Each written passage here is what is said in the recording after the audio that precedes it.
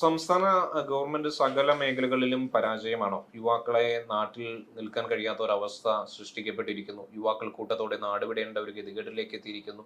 നിത്യോപയോഗ സാധനങ്ങൾക്ക് വില വൻതോതിൽ വർദ്ധിച്ചിരിക്കുന്നു. അതോടൊപ്പം തന്നെ ഒന്നാം റാങ്ക് മേടിച്ചിട്ടും പല വകുപ്പുകളിലും നിയമനമില്ലാതിരിക്കുന്നു. അപ്പോൾ ഇതിനെക്കുറിച്ചെല്ലാം വാചാലമാകുമ്പോൾ എങ്ങനെയാണ് പ്രതികരിക്കാൻ തോന്നുന്നത്? ഇപ്പൊ അർജുൻ ഈ പറഞ്ഞ കാര്യങ്ങളെല്ലാം അക്കമിട്ട് പറഞ്ഞാൽ പോലും കറക്റ്റായ കാര്യങ്ങളാണ് പറഞ്ഞേക്കുന്നത്. പക്ഷേ സംസ്ഥാന ഗവൺമെന്റ്, അതായത് LDF സർക്കാർ ഇത് മുന്നോട്ട് വെക്കുമ്പോഴും അവർക്ക് വേണ്ടി പാടാനിരിക്കുന്നവർ ഈ കണക്കുകളൊന്നും അറിയാത്ത രീതിയിലാണ് സംസാരിക്കുന്നത്. ഇങ്ങനെയൊന്നുമില്ല. കേരളം വളരെ പെർഫെക്റ്റ് ആണെന്നാണ് പറയുന്നത്. 3 ലക്ഷം PSC നിയമനങ്ങൾ എന്നാണ് പറയുന്നത് 10 വർഷം കൊണ്ട്. നിസ്സാര ഒരു കാര്യം പറഞ്ഞത്, റാങ്ക് മേടിച്ചിട്ടുള്ള അധ്യാപക നിയമനവുമായി ബന്ധപ്പെട്ട്, കോളേജ് അധ്യാപക നിയമനവുമായി ബന്ധപ്പെട്ടുള്ള ഒരു വിഷയമുണ്ട്. അതിനകത്ത് റാങ്ക് ഹോൾഡേഴ്സുകാർക്ക് ഇവിടെ നിയമനം നൽകിയിട്ടില്ല. നേരെ മറിച്ച് ഇവർ എയ്ഡഡ് മാനേജ്മെന്റുകൾക്ക് നിയമനം കൊടുത്തിട്ടുണ്ട്. 2021 തൊട്ട് ഏകദേശം എനിക്ക് നേരിട്ട് അറിയാവുന്ന നിയമനങ്ങളുണ്ട്.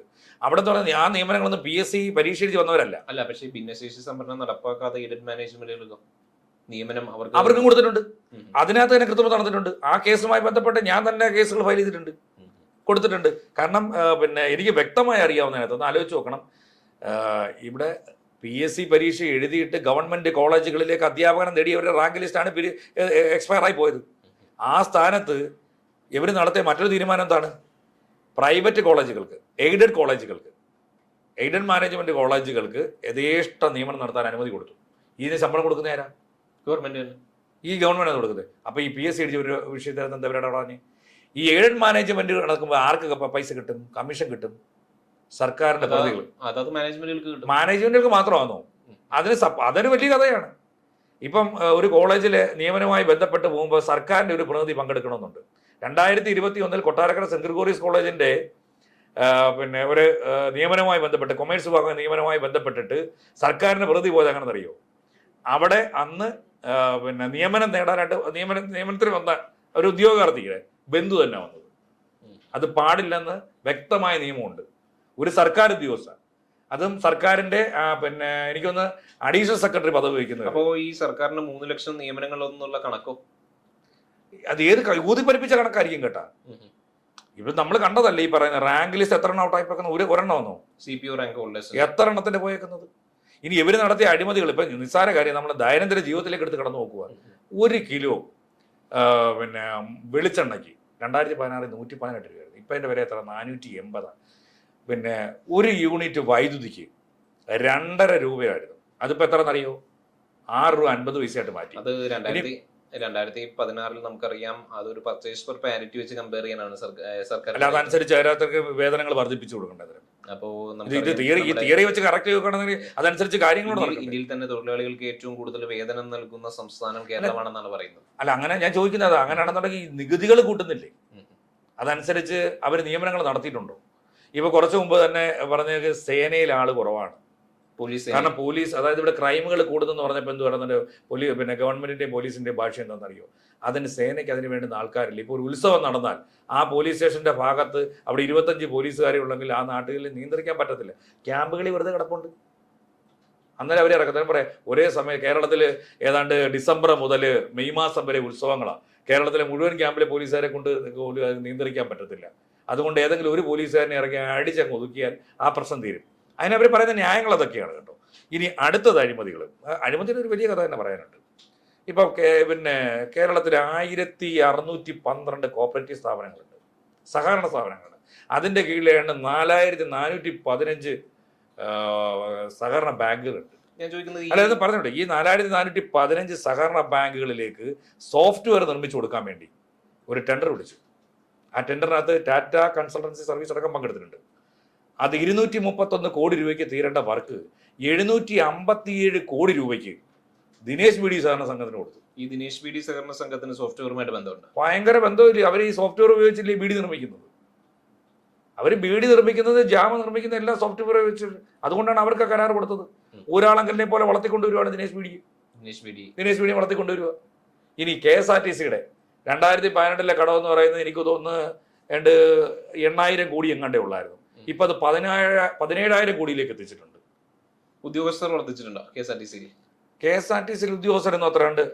വാഹനങ്ങളും കട്ടപ്പുറത്തിരിക്കുന്നത് നമ്മൾ കാണുന്നു. ഉദ്യോഗസ്ഥർ വർദ്ധിച്ചിട്ടില്ല. അത് മാത്രമല്ല, ഉള്ള ഉദ്യോഗസ്ഥർ തന്നെ പിരിഞ്ഞു പോകുന്ന അവസ്ഥയിലാണ്. അതെ. കാരണം അടുത്തത് അവർക്ക് KCB-യുമായി ബന്ധപ്പെട്ടുകൊണ്ട് നടക്കുന്നതെല്ലാം ഭൂരിപക്ഷവും കോൺട്രാക്ട് നിയമനങ്ങളാണ് അല്ലെ? KS അത് നോക്കിക്കോണം. KSB ഇപ്പൊ നമ്മൾ വരുമാനം വർദ്ധിപ്പിച്ച് കണ്ടല്ലോ. ഏതായിരുന്നു? പിന്നെ 2.5 രൂപയിൽ നിന്ന് 6.5 രൂപയായിട്ടാണ് വർദ്ധിപ്പിച്ചത്. KSB ഉദ്യോഗസ്ഥർ വാങ്ങുന്ന ശമ്പളം എത്രയാണ്? അതിനനുസരിച്ചുള്ള കാര്യങ്ങൾ അവിടെ ചെയ്യുന്നുണ്ട്. ഏതെങ്കിലും ഒരു ലയൻ കമ്പിയെങ്കിലും വൃത്തിയായിട്ട് റോഡിൽ കിടക്കുന്ന നിങ്ങൾ കണ്ടിട്ടുണ്ട്? 10ാം ക്ലാസ് പാസ്സാവാൻ ഇതിന് മാത്രമല്ല വരുമാനം വേറെ ഉണ്ട് കേട്ടോ. ഓരോ പോസ്റ്റുകളും എണ്ണി അവിടെ ഈ പറയുന്ന കേബിൾ വിഷൻകാർക്ക്, പിന്നെ നാട്ടിലൂടെ ആർക്കൊക്കെ കേബിൾ വലിക്കണോ അതിനെല്ലാം കമ്മീഷൻ മേടിക്കുന്നുണ്ട്. അപ്പൊ ഏതൊക്കെ രീതിയിലുള്ള വരുമാനമാണ് KSB. പിന്നെ ഇപ്പൊ റോഡിൽ എന്ന് പറഞ്ഞാൽ ആക്സിഡന്റുകൾ കൂടിയിട്ടുണ്ട്. ഒരു പോസ്റ്റ് ഒടിയാൻ കാത്തിരിക്കുക. ഒരു പോസ്റ്റ് മാറിയിടുമ്പോഴത്തേക്ക് അത് ഇടിച്ചവന്റെ കയ്യിൽ നിന്ന് കാശ് സമസ്ത മേഖലയിലും. അത് മാത്രമല്ല ഈ പോസ്റ്റിനൊക്കെ ഉണ്ടല്ലോ ഇടുന്ന കമ്പിയൊക്കെ ഭയങ്കര തമാശകളാണ് കേട്ടോ. മിനിമം 12ന്റെ എങ്കിലും കമ്പി ഇടേണ്ടടുത്തിനൊക്കെ പറയും 8ന്റെ കമ്പി ഇട്ടിട്ട് അങ്ങ് വാർത്തേക്കുക.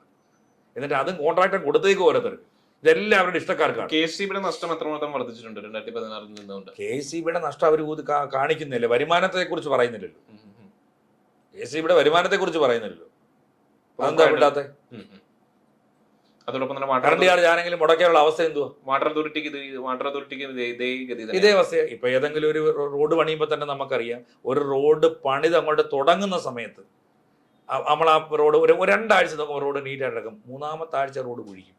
യഥാർത്ഥത്തിൽ റോഡ് പണിയുന്നതിന് മുമ്പ് ആർക്കെല്ലാം ടെൻഡർ കൊടുക്കും? ടെലിഫോൺ കമ്പനിക്കാരുണ്ട്, അവർക്ക് കൊടുക്കും. അത് പ്രൈവറ്റ് ആണല്ലോ ഇപ്പോൾ കൂടുതലുള്ളത്.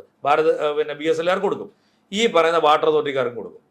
അന്നൊന്നും ഇവർക്ക് ഈ റോഡ് പണിയാൻ നേരത്തി PWD-യുമായി ബന്ധപ്പെട്ടുകൊണ്ട് കോൺട്രാക്ടർമാർക്കും നൽകാനുള്ള പണം കെട്ടിക്കിടക്കുകയാണ് അല്ലെ? അവരും കടക്കണിയിലാണ് ഭൂരിപക്ഷം വരുന്ന കോൺട്രാക്ട്. ലോണുകൾ ആവശ്യം പോലെ എടുത്തിട്ടുണ്ടെന്നാണ്. ഇപ്പൊ തന്നെ ശമ്പളം കൊടുക്കാൻ വേണ്ടി 3800 കോടി രൂപ ലോൺ എടുക്കാൻ പോവുക. ശമ്പളവും പെൻഷനും കൊടുക്കാൻ വേണ്ടി സർക്കാർ 3800 കോടി രൂപ ലോൺ എടുക്കേണ്ടി വരും എന്ന് പറഞ്ഞേക്കുന്നത്. മറ്റു സംസ്ഥാനങ്ങളിൽ ലോൺ എടുക്കുന്നത് അവരുടെ വികസന പ്രവർത്തനങ്ങൾ നടത്താൻ വേണ്ടിയിട്ടാണെന്നുണ്ടെങ്കിൽ കേരള ഗവൺമെന്റ് ലോൺ എടുക്കുന്നത് ഈ പറയുന്ന ശമ്പളവും പെൻഷനും നൽകാനാണ്. സംശയമുണ്ടോ? കാര്യം വെച്ച് ശമ്പളം പെൻഷൻ നൽകാൻ വേണ്ടി മാത്രമല്ല, ഇപ്പൊ തന്നെ മുഖ്യമന്ത്രി നടത്തിയ PR വർക്കിന്റെ ഭാഗമായി ബന്ധപ്പെട്ടിട്ട് പാറശാല മുതൽ കാസർഗോഡ് വരച്ചിരുന്ന ഹോൾഡിങ്സുകൾ എത്ര? നിങ്ങളൊരു ചുമ്മാ അതൊരു പോയിട്ട് ഏതെങ്കിലും ഒരു ഇവിടുത്തെ ഒരു ലൈനിലെ ഒരു ഹൈവേയിലെയോ അല്ലെങ്കിൽ ലോക്കൽ റോഡിലെയോ നിങ്ങൾ പോയൊരു ഹോൾഡിങ്സിന്റെ റേറ്റ് പറഞ്ഞു നോക്ക്. നിങ്ങൾ കേരളം മൊത്തം യാത്ര ചെയ്യുന്നേ. LDF തുടരും എന്ന് പറഞ്ഞ് മുഖ്യമന്ത്രിയുടെ പടം വെച്ചിരിക്കുകയല്ലേ. എത്ര കോടി രൂപയാണ് എത്ര പാവപ്പെട്ടവർക്കൂടെ വീട് വെച്ച് കൊടുക്കായിരുന്നു? ഇപ്പൊ ഗവൺമെന്റ് അവകാശവാദങ്ങളെല്ലാം പൊള്ളയാണ്, 100% പൊള്ളയാണ്. സമ്പൂർണ്ണമായി. ഇതൊക്കെ പറഞ്ഞു നിരത്തിക്കൊണ്ട് അവർ തെരഞ്ഞെടുപ്പിനെ നേരിട്ട് വീണ്ടും അധികാരത്തിലേക്ക് വരുമ്പോൾ ഇതൊരു ഏകാധിപത്യ ഗവൺമെന്റിലേക്ക് പോകും. അതുകൊണ്ട് ഇത്തവണ ഈ ഗവൺമെന്റ് വീഴണം. ഈ ഗവൺമെന്റ് പരാജയപ്പെടേണ്ടതുണ്ട്. പരാജയപ്പെട്ട് പുതിയ സംവിധാനം വരണം. ഇല്ലെന്നുണ്ടെങ്കിൽ ഇവർ കട്ട് മുടിച്ചു കളയും. കാരണം അതിനുള്ള സംവിധാനങ്ങളെല്ലാം അവർ ചെയ്തു വെച്ചിട്ടുണ്ട്. അപ്പോൾ എന്നിരുന്നാലും കേരളത്തിലെ ജനങ്ങൾക്ക് ഉചിതമായ തീരുമാനമെടുക്കാനുള്ള ഒരു കരുത്ത് അവരുടെ ഭാഗത്തു നിന്ന് തന്നെ ഉണ്ടാകട്ടെ.